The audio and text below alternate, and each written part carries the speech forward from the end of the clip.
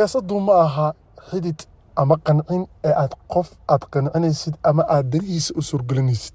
Siyaasaddu waa dan isii aan ku siiyey ama ii bedel aan kuu bedelay. Haddaba hadalkiyan waxa uu ku soo aadayaa xilli hogaamiyaha ama madaxweynaha dowlad goboleedka Galmudug Qoorqoor uu lumiyey masiirka ay Galmudug ay lahayd.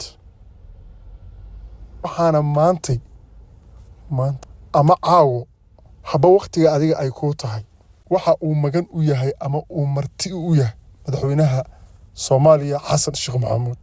Ma intaas kaliya maya, haddaba waxa wehelinaya oo madaxweynaha Xasan ka tugtugaya ra'iisul wasaarihii hore ee dalka Maxamed Xuseen Roble. Horey haddaad u maqashay cagabaruur waa tan oo kale. Tanna waxay ku soo aadaysaa xilli Xogsare TV uu ogaaday in laba codsi oo ka kala yimid madaxweynihii maamul goboleedka Galmudug iyo ra'iisul wasaarihii hore Maxamed Xuseen Roble uu soo gaaray xafiiska xisbiga UPD uu madaxweynaha uu ka yahay madaxweyne Xasan Sheekh Maxamuud.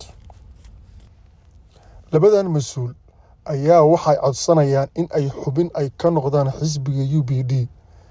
codsigaas ay codsanayaanna waxaa ka fakari doona xubnaha xisbiga ka tirsan ee madaxweynuhu ma ka fakari doono. Ba hadalka macnihiisa faham.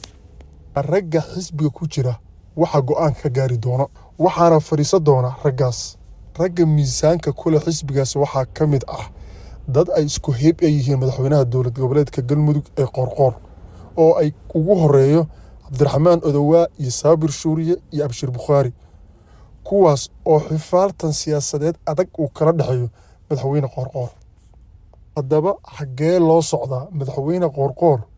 meel aan laga rabin ayuu codsi u dirsaday. waxaan maqli jiray Shumaan Gabtiya Masaar Meylaqday. xaguu u socdaa madaxweyne Qoorqoor?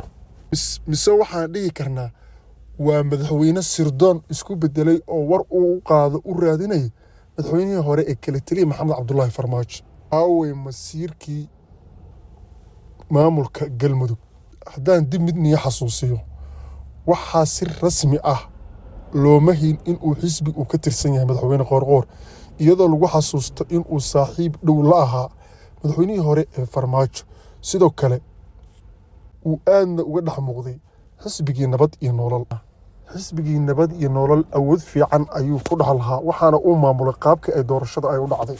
haddaba xisbiga uu Qoorqoor uu raadinayo maxaa ay ka dhigan tahay daawada halkan waa Xogsare TV. waxaan kaa codsanayaa subscribe inaad ii saartid si aan kugu soo gudbiyo warbixinooyinkii ugu dambeeyay xaaladaha ku saabsan arrimaha Soomaaliya. inta dadban u kulmi doono. Asalaamu calaykum waraxmatullah.